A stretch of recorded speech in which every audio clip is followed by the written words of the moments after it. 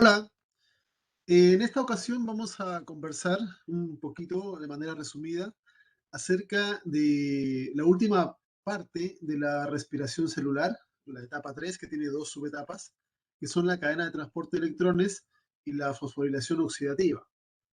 Eh, Esta ruta es una ruta en la cual se realiza lo que se conoce como el acople quimiosmótico, ya que en la primera subetapa se realiza el transporte de protones hacia el espacio intermembrana desde la matriz, mediada por un flujo de electrones desde los intermediarios que fueron producidos tanto en el ciclo de Krebs y otras rutas oxidativas, hasta que finalmente son aceptados por el oxígeno, quien para poder formar moléculas un poco más estables también se combina con hidrógeno y forma agua, ¿ya?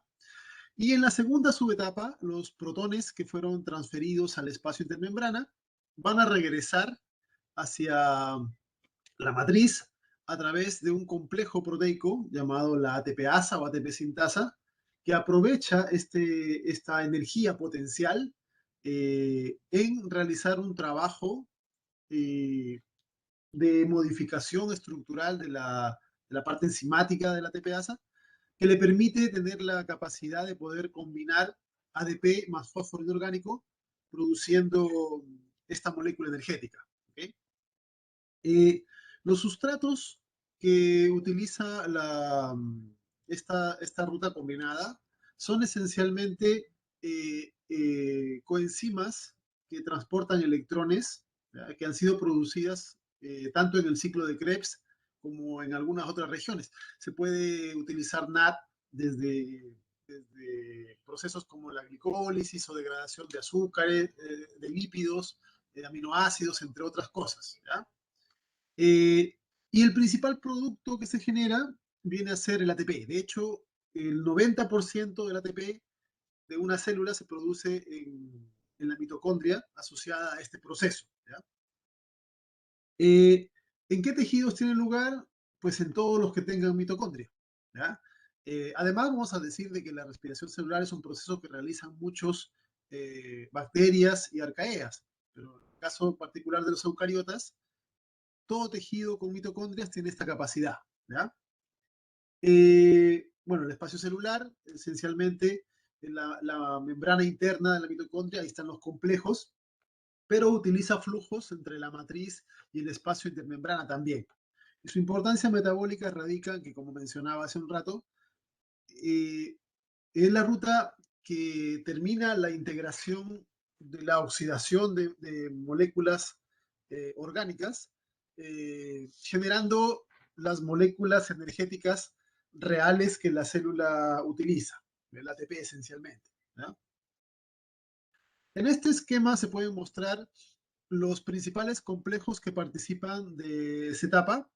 Hay cuatro complejos principales que realizan el proceso de transferencia de electrones, mientras que existe uno que se encarga del proceso de fosforilación oxidativa, ¿no?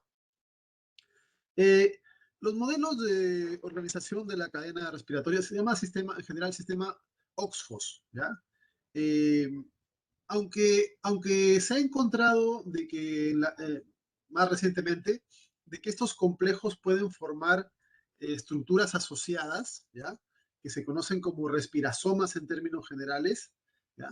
Eh, Normalmente el estudio se lo hace por separado porque se ha encontrado que igual aparentemente podrían funcionar combinadas o separadas, ¿ya? Hay varios modelos interesantes que pueden indicar, pero el flujo es lo que interesa más de conocer en este aspecto. Y aquí podemos ver cómo elementos fluidos solubles, como el NAT, que son producidos en varias rutas, van a ir a integrarse a lo que se conoce el complejo 1. Este realiza una transferencia de electrones a través de sus proteínas componentes y estas van cambiando su configuración y le permite hacer un bombeo de cuatro protones hacia el espacio intermembrana, ¿ya? El flujo continúa asociado a una coenzima, la coenzima Q, quien lleva electrones también lleva protones en este caso, hacia el citocromo C, ¿ya? Y aquí también se realiza un flujo electrones, tiene citocromos que transportan electrones de a uno, y la fuerza electromotriz permite el paso de protones, también cuatro, hacia el espacio intermembrana, ¿ya? Luego de aquí se hace solamente flujo de electrones a través del citocromo C, del complejo 3 al 4, y el complejo 4 se encarga de movilizar los electrones hasta el oxígeno, ¿ya? El complejo 4, al igual que el complejo 1 y el complejo 3, también usa cuatro protones, con la diferencia de que dos protones tienen que ser usados para ser combinados con el oxígeno y formar agua, y los otros dos son movilizados hacia el espacio intermembrana. ¿Okay? La otra ruta que se puede usar, esa es una de las rutas de cadena de electrones, es la que viene del FAT, siendo que el FAT es una coenzima que no es soluble, que siempre está, que permanece unida a la enzima. Por ejemplo, complejo 2, forma parte también directamente del ciclo de Krebs. Tiene una enzima ahí, que es la que realiza el proceso de oxidación, reducción del FAT. ¿Ya? De manera similar al complejo 1, el complejo 2 le pasa los electrones y protones a la coenzima Q, quien hace la misma ruta siguiendo hacia el complejo 3, citocromo C, 4, oxígeno. La diferencia está de que el complejo 2 es un complejo pequeño y la ruta que realiza no alcanza a generar transporte de protones. ¿Ya? Por eso se dice de que el NAT va a producir el mayor flujo protónico que el FAT, en términos generales. ¿Ya?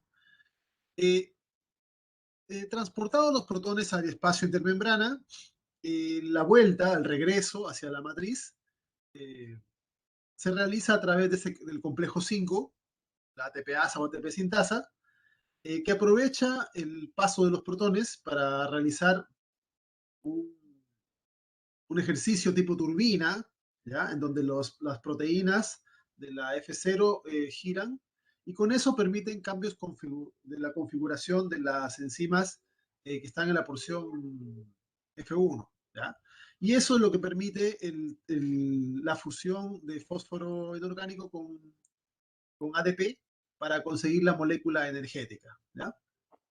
En promedio se estima de que es el paso de cuatro protones el que permite la formación de un ATP, aproximadamente. ¿Ya? Eh, no es preciso el valor, pero es lo más cercano que hay. ¿Ya? En realidad son tres y un protón que se mueve para hacer la transferencia de ATP y ADP entre el citosol y la mitocondria esencialmente. Los nombres de los diferentes complejos están indicados en esta diapositiva. Se puede ver el complejo 1, que es el complejo más grande de todos, ¿ya? Es el complejo NAT deshidrogenasa. También se le conoce como NAT ubiquinona óxido reductasa, por la función que realiza el proceso. Eh, Tiene alrededor de 45 subunidades más o menos, ¿ya? Muchas de las cuales están codificadas por el genoma nuclear y algunas pocas por el genoma mitocondrial. ¿Ya? Y el flujo de electrones que realiza lo hace esencialmente porque tiene proteínas con combinaciones de hierro-azufre. El complejo 2, que es la succinato deshidrogenasa, la enzima que participa directamente en el ciclo de Krebs, ¿ya? No funciona como bomba de protones y vendría a ser el único componente que está directamente asociado a los dos procesos, tanto ciclo de Krebs como las etapas posteriores. ¿Ya? Es un complejo pequeño, tiene cuatro subunidades. El complejo 3 tiene alrededor de 11 subunidades, es variable en cada mamífero, pero más o menos. ¿Ya? Y realiza el ciclo de la ubiquinona, que es tomar los electrones, protones de la ubiquinona y luego pasar electrones hacia el citocromo C. ¿Ya?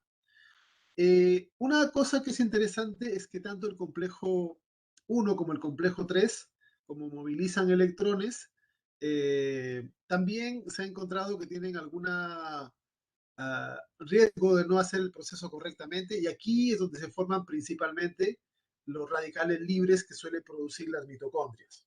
¿Okay? El complejo 4 es un complejo que tiene 14 subunidades. También algunas son de origen de genes nucleares y otras de genes mitocondriales. Eh, y es la que realiza el proceso de transferencia final hacia el oxígeno. ¿Ya? El complejo 5, que es la ATPasa, o también llamada ATP sintasa, ¿ya? El nombre más completo, tiene dos porciones, una que está integrada en la membrana y una que está orientada hacia la matriz, que son la F0 y la F1, ¿ya? Y funciona como un motor de rotación esencialmente, ¿ya? Una cosa que es interesante indicar es que este complejo enzimático, al igual que otros tipos de enzimas, tiene una función reversible. Quiere decir de que si se mueven protones de la matriz, del espacio intermembrana hacia la matriz, produce ATP. Pero en otros casos puede ser al contrario. Puede gastarse ATP para bombear protones. ¿Ya? Entonces, eh, hay momentos o eventos donde ocurre esto. En algunos casos, por ejemplo, en bacterias, se utiliza ese bombeo de protones para servir como fuente de movimiento de flagelo, entre otras cosas. ¿Ya? En eucariotas no se da ese tipo de movimientos. Una de las cosas interesantes que hay que mencionar con respecto a la cadena de electrones es que es o tiene la conexión con varias rutas, porque es el evento final donde se hace la convergencia de la oxidación tanto de azúcares, de lípidos, como de aminoácidos. ¿Ya? Eh, Hemos visto de que, por ejemplo, la degradación de azúcar empieza en el citosol, se transforma en piruvato. Aquí hay una producción de NAD, de NADH, NAD reducido, un paso oxidativo. Luego el piruvato ingresa a la mitocondria y este piruvato es transformado en acetilcoenzima A. En el paso de piruvato a acetilcoenzima A hay una producción de NADH. Como el NADH es soluble, el NADH va al complejo 1.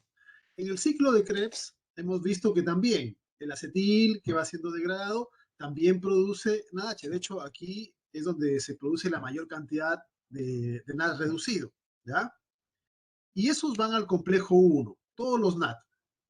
Eh, También en el mismo ciclo de Krebs vemos de que hay una etapa donde se produce FADH directamente en la enzima que sería el complejo 2, que es la enzima que participa en ambos procesos simultáneamente, directamente une la cadena de electrones con el ciclo de Krebs.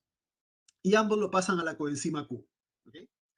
Pero además de estos elementos, nos vamos a encontrar que desde los ácidos grasos también se puede producir acetilcoenzima A. Y en el proceso de generación, en el proceso que se llama beta-oxidación, que se oxidan ácidos grasos, también se produce NADH. Ese NADH, recuerden, todos los NADH son coenzimas solubles. Entonces se mueven y van al complejo 1. Durante el proceso de degradación de los ácidos grasos, vamos a encontrar de que también se produce FAT. ¿Okay? Pero el NAT que está que se produce en la glicólisis también puede ser utilizado en la cadena de electrones. Y allí existen dos rutas llamadas lanzaderas. Está la lanzadera de malato aspartato, que permite la transferencia del potencial del NAT en forma de NAT, y eso lo lleva al complejo 1. Y también está la lanzadera de glicerol fosfato, que moviliza el potencial de electrones de un NAT hacia un FAT. Y eso lo hace en otro complejo. ¿Ya? Este complejo tiene su propio FAT. Este complejo de la glicerol fosfato deshidrogenasa sería equivalente como si fuese un complejo 2, porque tiene su propio FAT. Recuerden que los FAT no son solubles. Entonces la proteína tiene su FAT, el FAT se oxida, se reduce y este complejo le moviliza los electrones hacia la coenzima Q. De la degradación de ácidos grasos, en el proceso de beta-oxidación se produce NAT, que va al complejo 1, y se produce FAT. También hay una enzima, que sería en este caso una oxidorreductasa, ¿ya? Asociada a degradación de ácidos grasos, que hace algo equivalente. tienen su propio FAT. Todos los FAT, recuerden, los FAT son coenzimas que no son solubles. Entonces siempre permanecen adheridas a la enzima y se oxidan y se reducen adheridas a la enzima. En cambio, los NAT son solubles.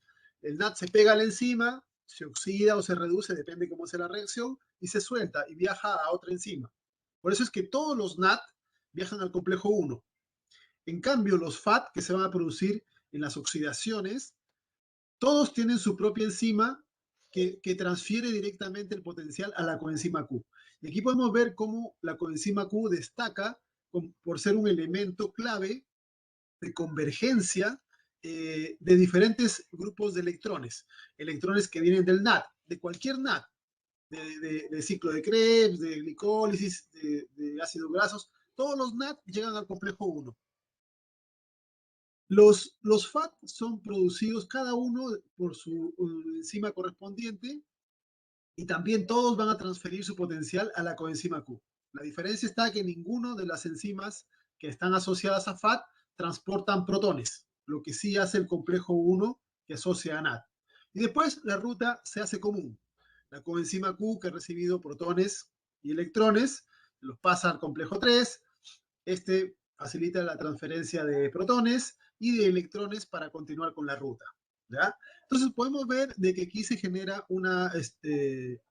hay un elemento de convergencia importante de diferentes rutas de oxidación. Aquí no he colocado las rutas de aminoácidos, pero también pueden integrarse oxidación de aminoácidos al ciclo de Krebs o algunas rutas parecidas a estas. ¿Ya? La regulación del, de la cadena de electrones y en general del último proceso de respiración tiene que ver con justamente los elementos que funcionan como sustratos y productos. ¿Ya? Por ejemplo, el complejo 1 es activado por NADH, por NAD en su estado reducido. El NADH es el sustrato. Entonces, cuando hay una gran cantidad de NADH, se estimula que ese NADH sea procesado rápidamente por la enzima. ¿Ya? ¿Cuándo se genera NADH?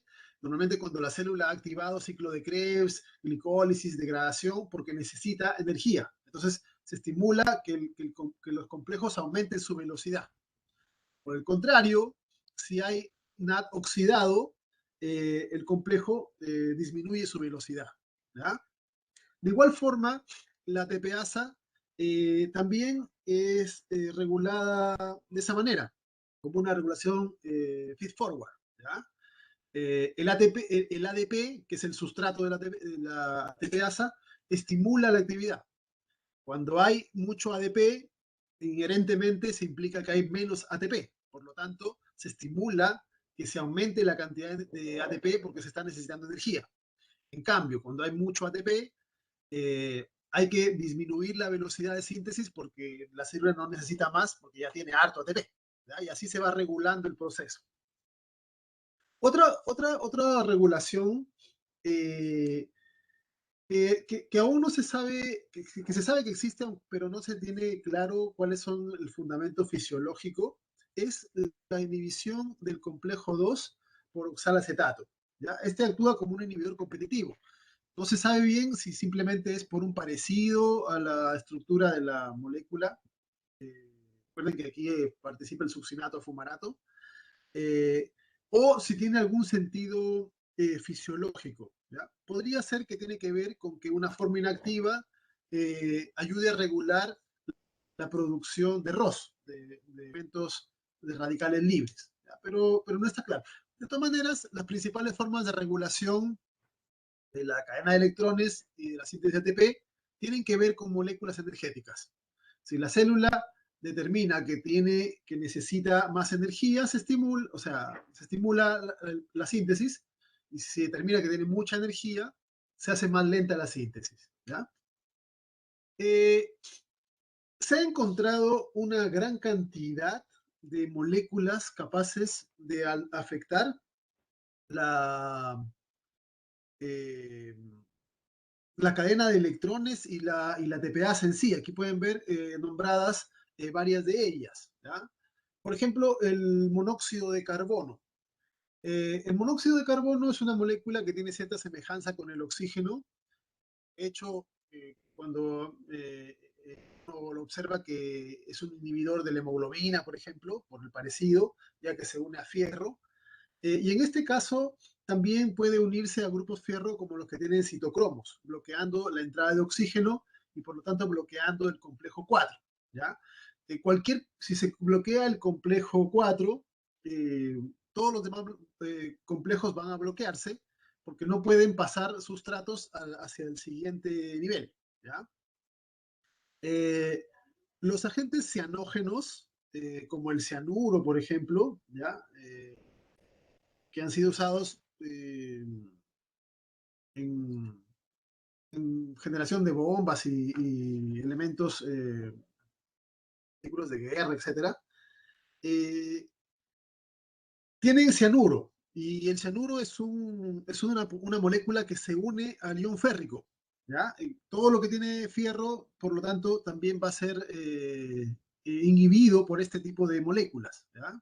Los citocromos y algunas moléculas acá también, o enzimas que tienen fierro, azufre, etc. Eh, el amital, estás aquí, por ejemplo, el amital, es un barbitúrico, ¿ya? Bloquea la entrada del NAD. Eh, la intoxicación con algunos de estos elementos es bastante grave, y muchos se han dado casos de muertes por bloqueo de la cadena, porque al disminuir la síntesis de ATP, las células empiezan a morirse de manera notable. Una molécula interesante es la rotenona, ¿ya? La rotenona se obtiene de plantas, ¿ya? Que, que la usan los indios del Amazonas como un veneno y genera interferencia en la unión del NAT al complejo 1 también. ¿Ya? Eh, la antimicina es un antibiótico que es producido por hongos, ¿ya? Eh, y se ha utilizado como veneno también, inhibiendo el transporte de electrones del complejo 3. ¿Ya? Eh, las acidas son elementos que afectan a las cadenas de manera similar a lo que lo hace el cianuro, ¿ya? Eh, se usan como preservantes químicos en algunos casos, pero pueden generar intoxicaciones. Eh, la oligomicina o la diciclohexilcarbonidimida, que es el DSCD, son elementos que bloquean la tepeasa, ¿ya? La oligomicina es un antibiótico, por ejemplo, producido también por el hongo Streptomyces, ¿ya? E interfiere con la capacidad de transportar protones, ¿ya? Por lo tanto inhibe la síntesis directa de ATP. Eh, otros compuestos, como el dinitrofenol, por ejemplo, ¿ya? Van a generar eh, lo que se conoce como el desacople de la cadena de electrones con la bomba TPasa. Eh, Esto significa, el desacople significa de que la cadena funciona bien, pero la bomba no funciona bien. ¿Y esto a qué se debe? Se debe a que la función que tienen las cadenas de electrones en general es transportar protones para generar el gradiente. ¿Okay? Y luego, como hay muchos protones a este lado, pasan por la TPasa y la TPasa produce protones. Estos desacopladores lo que hacen es movilizar protones del espacio intermembrana hacia la matriz. Por lo tanto, este complejo, la célula está gastando moléculas, está oxidando moléculas, está generando un gradiente de protones. Pero en vez de estar siendo gastado el gradiente principalmente en la formación de ATP, está regresando a través de estos desacopladores, ¿ya? Y en general producen calor también, ¿ya? Algunos fueron usados hace tiempo atrás como elementos eh, para disminuir el peso de la masa de un individuo, ¿ya? Pero son peligrosos porque si se usan dosis más altas de lo normal, la célula no va a producir la cantidad suficiente de ATP y va a generar problemas que suelen ser bastante graves y que han llegado incluso a la muerte. Hay muchos de estas moléculas que están acá se usan, como ya indiqué, como antibióticos, como pesticidas, etcétera. Eh, de manera similar a lo que hemos visto con enfermedades relacionadas al ciclo de Krebs, no existen deficiencias graves en algunas de estas enzimas. Me refiero a que no existe por ejemplo, una falta de una molécula o de una enzima del complejo 1. Un embrión no es capaz de sobrevivir a eso. Si se genera un embrión que le falte, no sé, una enzima del complejo 2 o que no pueda producir coenzima Q, etcétera, ese embrión no va a sobrevivir. ¿Ya?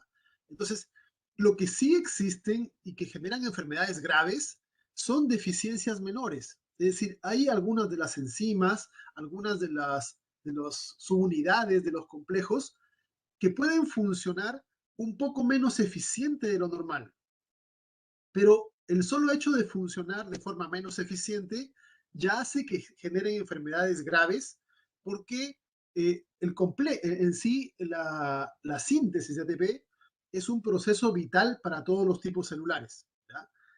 Eh, los tipos celulares que en mayor cantidad dependen de la producción de ATP mitocondrial suelen ser la musculatura, las neuronas, el hígado, y por eso es que no es raro encontrar que muchas de las enfermedades asociadas sean justamente enfermedades que tienen que ver con daños en esos tejidos, ¿ya? Generando, por ejemplo, epilepsias, encefalopatías, hepatopatías, cardioencefalopatías, por ejemplo, elementos que afectan musculaturas, hígado, etcétera. ¿Ya? Hay diferentes tipos de enfermedades que se han encontrado, ¿ya? Eh, y los síntomas generales que incluyen son pérdidas de control motor, debilidad muscular, dolor, dificultades para deglutir, de crecimiento, enfermedades cardíacas, pueden llegar a convulsiones, acidosis, entre otras cosas. Ya son elementos comunes. Luego determinar cuál es el elemento que está fallando ya es un proceso que tiene que ver con análisis genético y es más complejo, pero son enfermedades que suelen ser relativamente graves. Hay que considerar también de que de las proteínas que funcionan en la mitocondria, hay proteínas que tienen sus genes en el núcleo celular, en el genoma nuclear, y otras que tienen en el genoma mitocondrial. Entonces también eso es importante de conocer para determinar la herencia, ¿ya? Porque recuerden de que la herencia de mitocondrial es solamente de origen materno, la otra paterno, y por lo tanto, cuando uno hace diagnóstico y hace consejería, es importante conocer específicamente cuáles son los elementos implicados para determinar los riesgos en la descendencia y entre otras cosas. ¿Okay?